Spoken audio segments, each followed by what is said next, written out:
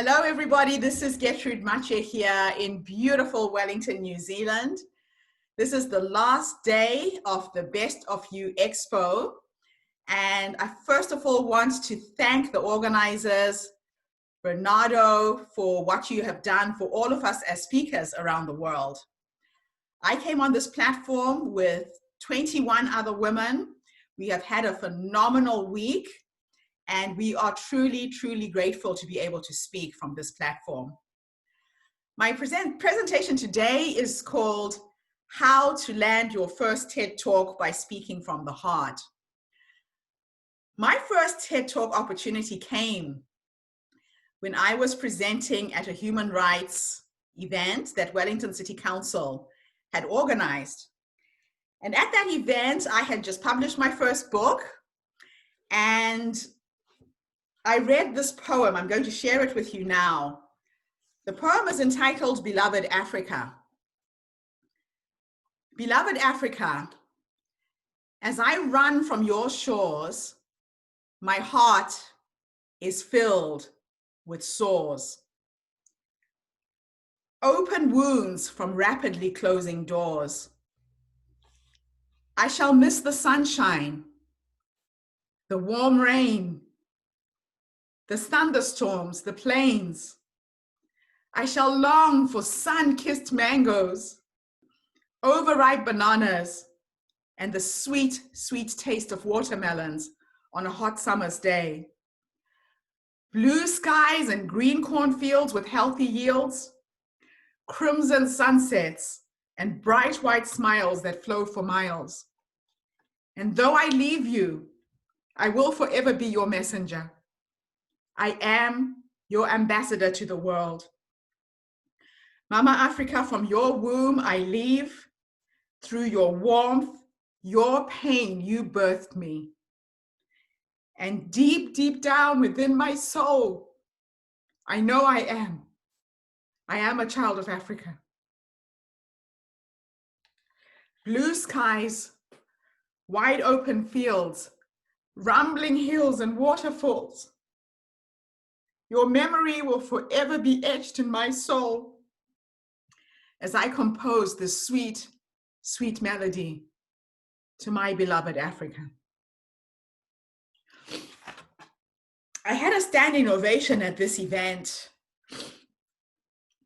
I was very, very raw and very emotional because I've been in New Zealand for 20 years, and boy, I miss home. I miss Africa every single day. I miss my family. I miss my friends. I miss my culture. I got to a point where not hearing your own language spoken on a daily basis, you feel like you're going to go crazy. For 20 years, I'm asked almost every single day where I'm from. Although I'm a Kiwi, I tell people I'm from New Zealand, they still say, but where are you from? So I still don't feel like I belong. The mayor of Wellington heard me speak, and she came up to me and asked me where I got the poem from. And I told her it was from my first book that I was going to publish that month. And she asked if she could launch my book launch. So I was hosted by Wellington City Council in the mayor's chambers. And it was one of the most incredible opportunities of my life. I became friends with the mayor. I could literally go to the mayor's office without an appointment and go and have tea or coffee with her. And she became a mentor. She became a coach. When Wellington City Council was having their first TED event, guess who nominated me? It was the mayor of Wellington. Why am I telling you the story? Sometimes golden opportunities show up when you volunteer, when you give without expecting anything in return. I had been working with the City Council on the Wellington City Council's Ethnic Forum. I was helping with the refugee service. I was very active in our community. And I became visible because of that. And so I did my first TED Talk. I was totally unprepared. It came off really well. I again had a standing ovation, but I didn't quite understand how to get my idea worth spreading out. So TED's tagline is ideas worth spreading. So if you're given during a TED talk, you have 15 minutes to take people from the beginning to the end of your journey with one common thread that binds the presentation together. I then looked for a coach because I started getting a lot of speaking opportunities when I did the first TED talk. TED will give you credibility. TED will make you visible. It doesn't matter if you are invited to speak in a room with 10 people, so long as it has the TED branding. When that video goes online, you are now speaking to millions of people. And so I got myself a coach, and he said to me, Getrude, your story is amazing. You've done so many things to help your community back home in Africa. You feel like a legend or a myth. You don't feel like a real human being. He said, tell me about the things that have gone wrong in your life. And so I started sharing the things gone wrong. I started sharing about how I would go back to Zimbabwe now with this Western perspective on how I should help my community. And I stopped listening to the people I was serving to hear what they needed and what they wanted. So I had to take a step back. I started noticing that if I sent supplies to the school that I was supporting, within 2-3 days, somebody would break into the school and steal everything. It was because I was like a foreigner going back into this village, dictating what people should do and not giving them ownership of the project. So again, I had to step back, and I worked with my local chief, made him the hero because I was being accused of starting a political party. So when the community heard that I was coming home, people would come and gather at the school. I had large gatherings, and in Zimbabwe, it's illegal to have a gathering without a permit from the government. So they started attacking my family. They started threatening people at home that I was starting a political party. And all I was trying to do was help this community. So I went to my local chief and I said to him, you have to front all the meetings. You're the chief. Let's sit down and talk about what we want to do in the community. I will be at the back of the hall. And I gave my chief pride. And he started chairing the meetings, and then the whole community came on board. It got to a point where if somebody stole anything from the school, there was community policing. Women in the community would catch the thieves, drag them by the neck, and bring them back to the school to return the goods. And everything changed from there. So what I learned from my coach is, although I was the hero in my story, it wasn't about me. My story was about reaching people like me, my avatar, activists, people who are about social justice, who want to make a difference for the lives of women and children. I wanted to transfer what's in my heart of what's possible. That if more women get up and stand up and speak and advocate for those who are less privileged than us, we can change this world. I got my second TED opportunity in New York, upstate New York. And I got up on stage and I infused humor, I infused my pain, I uplifted this audience. And I think that second TED talk is probably the best presentation I ever gave. I had props. So I started off with 2 broomsticks and told a funny little story of how people would come to Zimbabwe and try and educate people on how to use condoms. And they would put the condoms on a broomstick and say, this is how you prevent AIDS. Every single hut in our village had a broomstick with a condom behind the door because people took it so literally. So people laughed at the beginning of my presentation. So a good TED talk needs to have humor. It needs to have emotion. You have to take people on a roller coaster ride of emotions so they can feel who you are and feel what you stand for.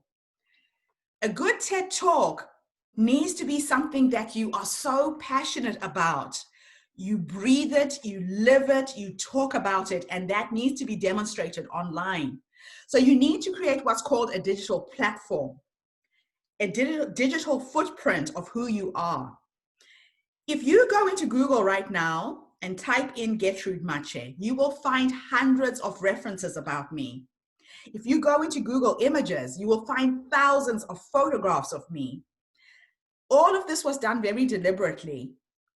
By my giving my bio and my photograph to organizers of events where I was speaking, I would always change the file name of the photographs I gave from the digital images or digital numbers that your phone will generate and rename it with my name, because Google does not see pictures. Google can only find you through words. So if you want somebody to find your photograph, the name of the photo has to be your name. So there is thousands of photos of Getrude Mashe online. So when TED organizers are looking for speakers, they do their research, people. They go online and they try and find you. So every single time you speak, go with a friend, have your phone, give your phone to somebody in the audience, somebody sitting on the front row, and say, please record me speaking. Post those videos on Facebook, post them on YouTube. Be seen speaking. That's number one. Your photographs. When you apply for a TED event, they want you to send them photos. Don't send one photograph. Send them a drive with multiple pictures, some of you on stage, some of you speaking. Let them pick the photo that goes with the theme of their conference. When you pitch yourself to TED, you have to remember that every conference has a theme. So you have to tailor the theme of your presentation in line with the theme of the conference. So my upstate New York presentation was on the same topic. So I talk about Ubuntu. That's my message to the world. That is my idea worth spreading. But what I do now is I position Ubuntu from different perspectives. The theme in New York was called Think Again. And I emphasized in that presentation 3 things that people could do to rethink the way they are taking in information and content. And it came across really strong. I've talked about using props. If you're an author, you could hold up your book, but never say explicitly, almost like you're trying to sell your book. That doesn't come off right with TED. You can say, when I published my first book, what happens is people will go online and look for your books because of that TED talk. But don't go on a TED platform and say, I'm an author, I've written a book called X, A, B, and C. It kind of sounds very salesy, like you're trying to sell your book.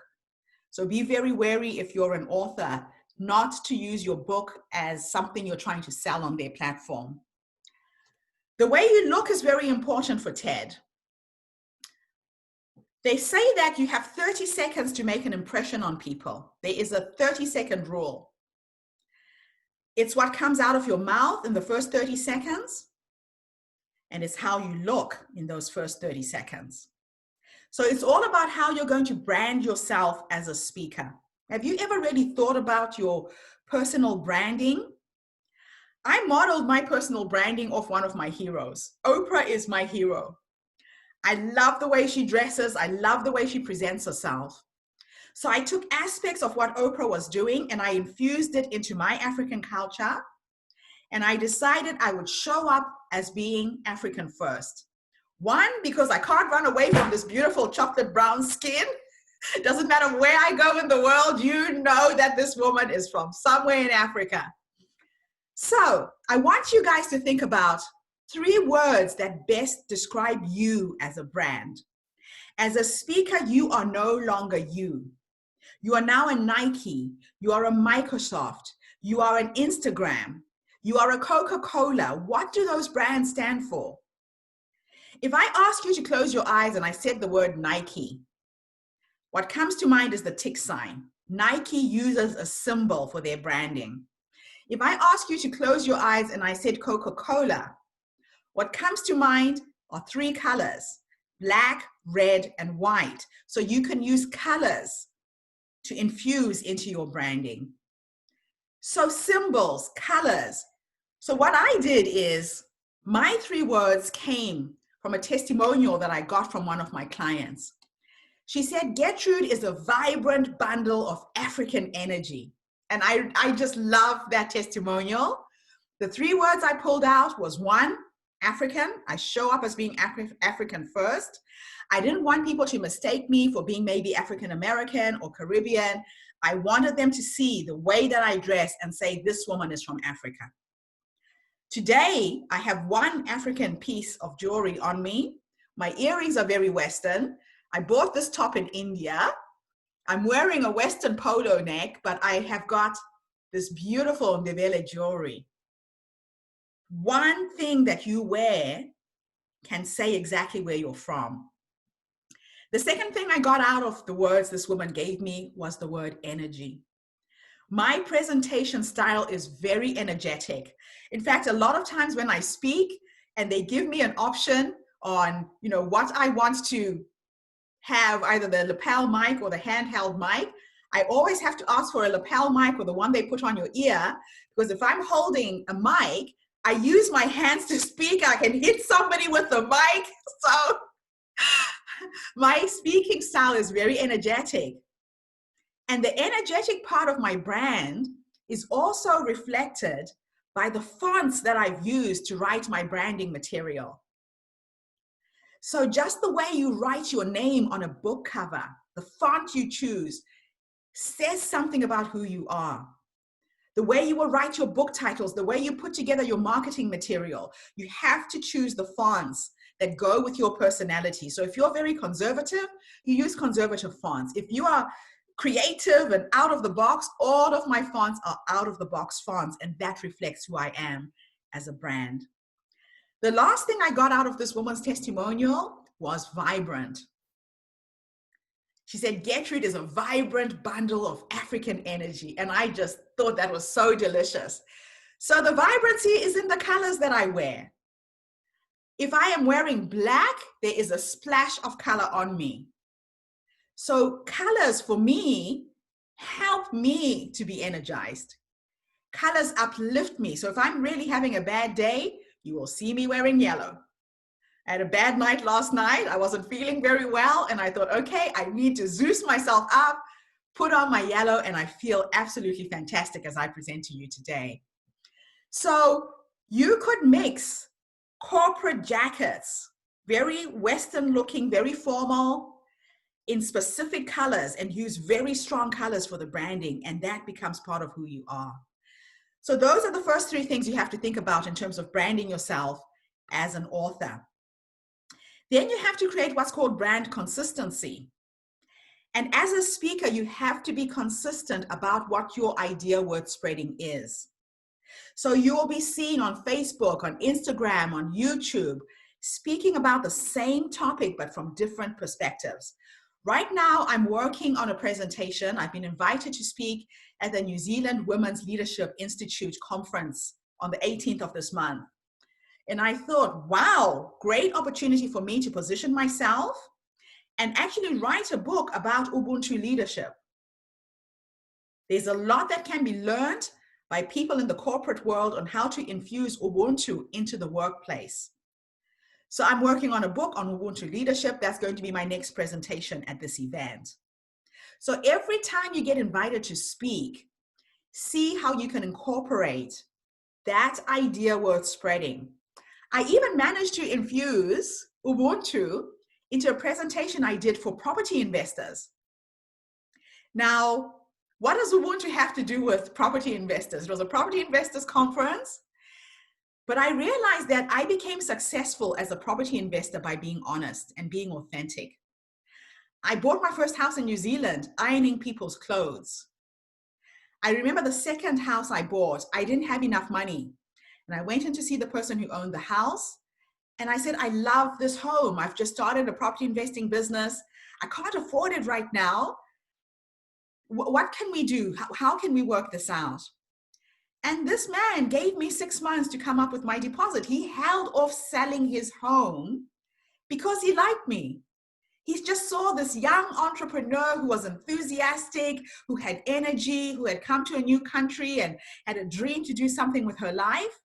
And I managed to get that second home because the owner of the house held off selling his home because he was just inspired by my crazy little story of how I came to New Zealand with a suitcase, 3 kids, $500, and a dream. So Ubuntu can be woven into so many facets of life. And that's what I'm doing. I'm now writing a full book on Ubuntu. And what happened is when I got on TED, people in universities started finding me. I got my first break in an academic institution by being invited to be a Rooney International Scholar. Do you know that your personal story can be sold in universities? I was found by a very rich billionaire. Her name is Mrs. Rooney. Her husband owns the football team called the Steelers in Pittsburgh, USA. Mrs. Rooney was a professor at a university called Robert Morris University. And when she retired, she decided to gift the university with a house. She would pay the salary for scholars, international scholars, to come and bring the world to these rich American students. I had a fully furnished 5-bedroomed house. They gave me a car. It was a 6-month contract where I was paid $10,000 a month to lecture for 2 hours a week. It was the most amazing opportunity I ever got. I actually wrote my second book while I was there. So I realized that my little personal story could be used in the academic world. When I got to this university, I was supposed to lecture in the education department. I was going to work with educators and infuse all of the things that I knew. When people started hearing about my life experience, the head of the English department invited me to come and speak. She was doing a lecture on oral storytelling. And because storytelling is a part of my life, I jumped in there, started lecturing in the English department. The history department invited me to speak on oral history. Everything I know was passed down to me through the stories that my grandmother and my family used to tell me. I don't have anything written about all of the knowledge that I know. So I did lectures in oral history. The IT department realized that I was a first-generation coder. I used to program computers in BASIC, COBOL, Pascal. I'm a first-generation coder. I'm a dinosaur. There's not many people like me out there. And I got to lecture in the IT department. In the business department, I got to lecture in international business and talk about how I created these global businesses. It was just so fascinating to see how my life story could be repurposed by an academic institution in so many faculties. And you can do the same thing with your story. Right now, a lot of universities are looking for speakers, people who can come and present, guest lecturers. I did a presentation for a university in Slovakia 2 weeks ago. I was online with 100 students, did a presentation about Ubuntu, and it still blows me away at how people are finding me. But they are finding me because I got on TED. So if you learn to speak, don't be taken over by speaking from your head. You can go to Toastmasters and go for coaching and get technically perfect in how to communicate. What gets through to people is when you speak from the heart. So I have an invitation to all of you. I have launched a new program called Speaking from the Heart and Landing Your First TED Talk. If you are interested, inbox me, find me online. My email is getrudemache@gmail.com. Take this opportunity to have a global reach by being a TED speaker. It will change your life. Thank you.